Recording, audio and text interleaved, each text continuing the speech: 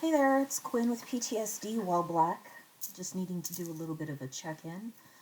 Um, Couple of things. Let me see if I can name the subjects. One, how I prioritize white comfort over my right to just be here and to be a human being. Male comfort, white male comfort more than anything. Two, um, rebuilding or the boundaries that I need to have with my family, my sister specifically. Today's her birthday. Three, allowing myself to state what my needs are. Because I have a lack of boundaries, I allow people who are not safe for me into my life. I'm going to read from, this is from a program for family members of those with sex addictions. And it describes our problem for those of us who are surrounded by people with sex addictions. Because it really resounded to me today. Members of our program have much in common with the friends and relatives of other addicted people. Most of us grew up in families with secrets, and we were not taught to think about our own needs and take positive action to meet them. We chose friends and partners who could not and would not love and support us in a healthy way. We lived life from the standpoint of victims and perceived any personal criticism as a threat. For most of us, anger, fear, and depression were nearly constant. We acquired some unhealthy beliefs about ourselves very early on in our lives, that we were not worthwhile and lovable, that we were able to control other people's behavior, and that sex was the most important sign of love.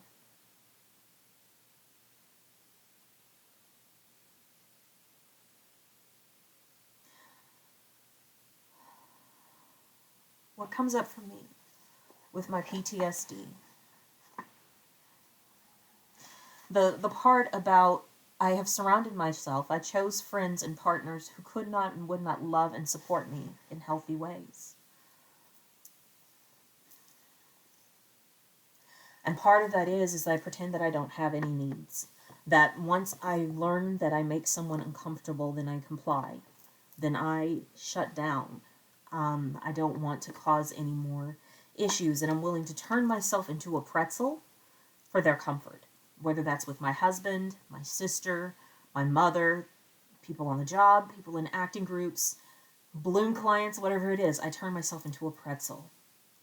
Because I feel that who I am is either too much or not enough for most people. And what I'm really learning, I'm so glad I went to the meeting, there was only two of us there, but we talked about boundaries. And I'm really learning that there are boundaries that I need to have with people who are currently in my life and boundaries with people who plan to be part of my life that honor who I am as a person. Every day I'm going to wake up black. Every day, as far as I'm concerned, I'm going to wake up a woman. And I live with differing abilities. I'm a survivor of a brain injury. I'm a survivor of a car accident with spinal injuries. And so I need to have boundaries around how much I can take around certain people. And one thing that I really was just making me so sad this week is I had surrounded myself with this gang stalking situation with people who will go, oh, that's really sad that this is happening. That's still going on. Oh, man. But they're not like, have you considered trying this? Or what do you need to feel supported right now? No one even says that, really. It's just, I hear you. Aww. And I'm still having to figure it out. And that's what's taking so long is somebody with a brain injury and PTSD is trying to figure out how to keep herself safe. And it's challenging even when I reach out and say I need help and I cannot do this, that it's still met with like confusion and indifference and people who are just shutting down because they don't even know what the hell to do in this situation. But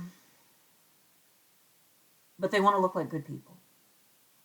Folks, they want to look like good people. They want to do the right things. They just don't know how. And still, I'm left to deal with it as someone who has a lot of capacity, but doesn't have full capacity to handle this. So, I've surrounded myself with people who could not support me. And that's because I played the martyr way too much in my life. That's a huge defect. On the playground, when I saw somebody picking on a kid that was smaller than me, I knew I was taller. I knew I was bigger than other kids. And I would say, hey, yo, you shouldn't be doing that. Stop that. And so what I did as a child in first grade, kindergarten, I was surrounding myself with people who could not defend themselves or were not strong at defending themselves, or I perceived they were not strong at defending themselves. I didn't look at the ways that they could. I just used my height and my body to say, no, you don't get to push this person over. You don't get to treat them like this, and I'll get in a fight for you. I didn't need to do that. Because guess what? Who's protecting the protectors? No one. The meek shall inherit the earth. And that means those that cover their own asses will inherit the earth. Those of us who stand up like this, we're going to have to fight a lot. And have to get used to fighting a lot. And I'm at some point in my life, I think with the brain injury and recovering from it, that the universe is trying to tell me to stop fighting and to allow somebody to fight for me. And I think part of my disappointment is the people that I thought that would be my protectors as an adult, my partner, and family members. They're not. They're protectors to a certain extent, but when it leads to them being uncomfortable or their discomfort that they have to call someplace or do something that makes them feel uncomfortable, it's a limit. So, and that's actually healthy when I say this, because these people have boundaries around their own comfort. So Quinn, you need to have boundaries around your own comfort, and you need to be with people who are able to say, yeah, I'm willing to step in with you. I'm willing to help you figure out what it is that you need, to ask the questions of what you need, to believe you. That's the first thing, is to surround myself with people who believe me and who believe my story and my reality. The reason why I brought up my sister, today's her birthday, and when I was raped in 2008, I believe it was 2008, I didn't tell anyone except for a friend who was a cop, and he tried to force himself on me. So I really didn't tell anyone what happened, and I didn't seek justice. And I'd started going to the support group for the family members of those with sex addictions. And I was telling my sister about it. We always talked on Sundays, and I would go to their meetings. And she's like, I don't think you should be going to those support groups because that's going to cause you more problems. And, she was just giving her opinions about it, which is really, hindsight 2020, that was her own discomfort. But she was projecting it onto me. And I was very often, and I realized I very often complied with, oh, she's uncomfortable. I need to make sure she stays comfortable because then I'm going to hear it. I'm going to get chewed out. But I was telling her, I'm like, no, I really need this help. It's helping me to get in touch with who I am and to own how I really feel about what has happened to me and what I need. And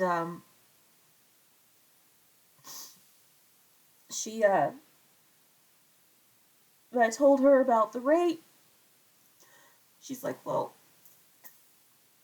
you deserve that. You deserve to be raped because you got into a car with a man that you didn't know very well. I'm like, on a date. I was in a town that I didn't know well. And I got into a car on a date, as I've done many times in my life, going on a date with someone. And was put in a position to where I could be hurt.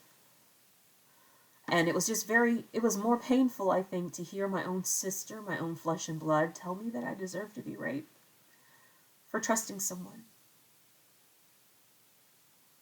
And so after that, we haven't talked for years. And I think it's probably been 4 or 5 years now, I guess.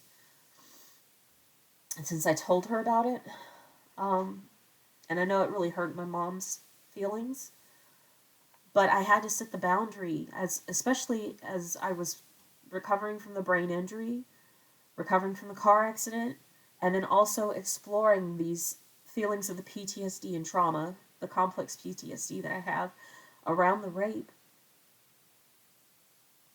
I was dealing with all this and being with someone who could not believe me, who could not support me, and who would rather judge me instead of saying, I don't feel comfortable with this conversation. Perhaps this is something that you and I should not talk about.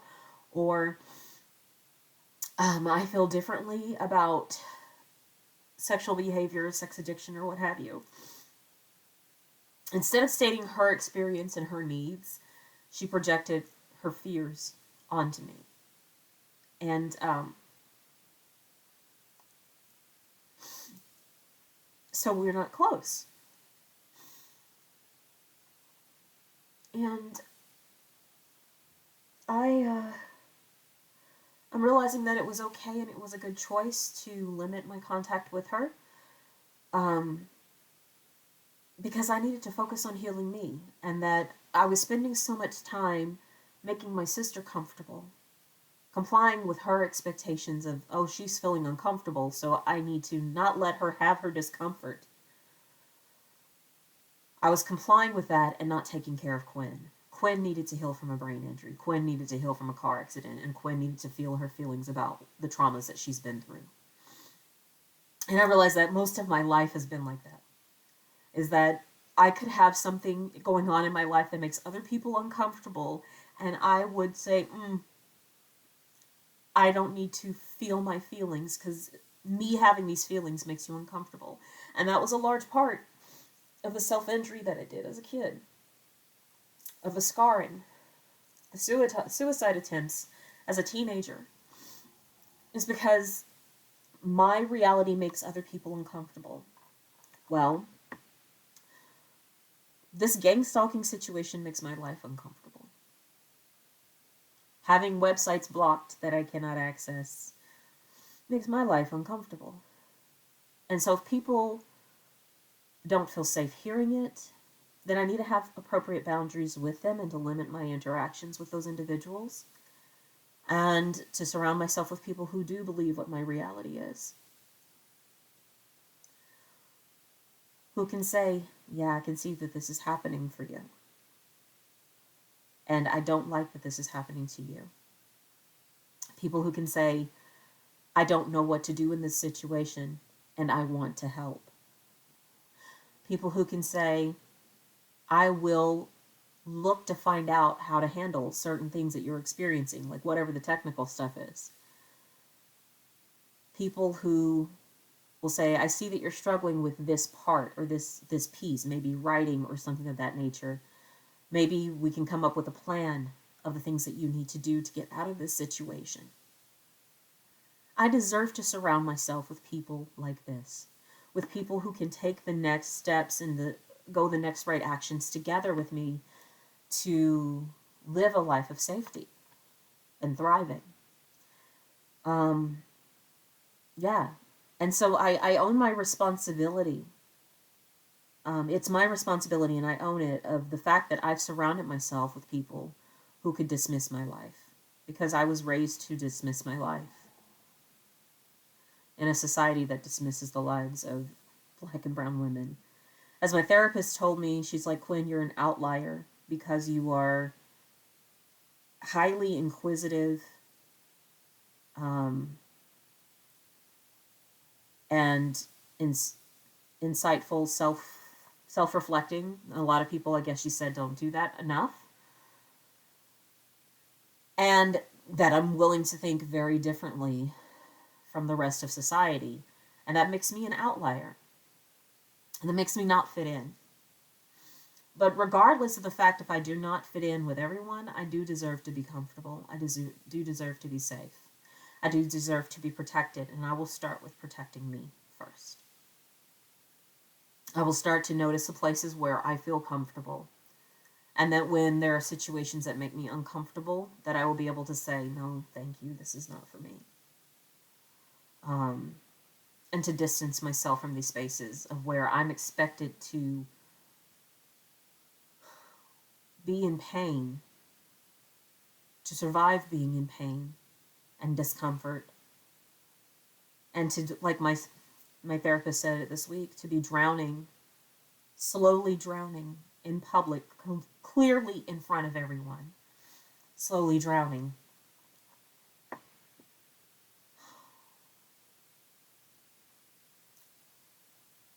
But I believe I'm worth it. I have fought to stay alive. Even in the times that I didn't think that I was supposed to be here, I have fought to stay alive. So I might as well keep living.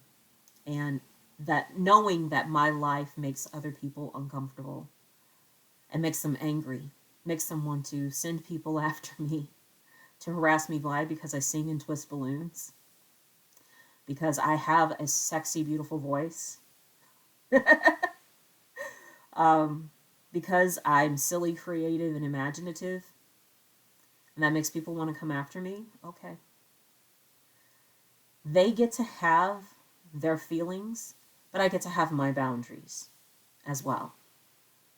And I get to have my well-being.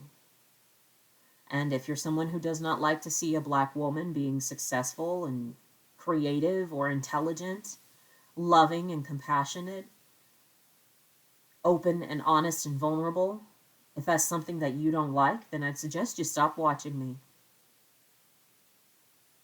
I'd suggest you stop following me. Don't look this way.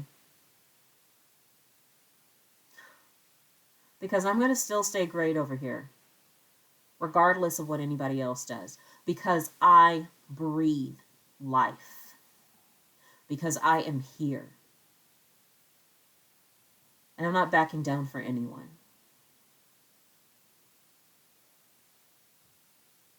Till next time. Peace.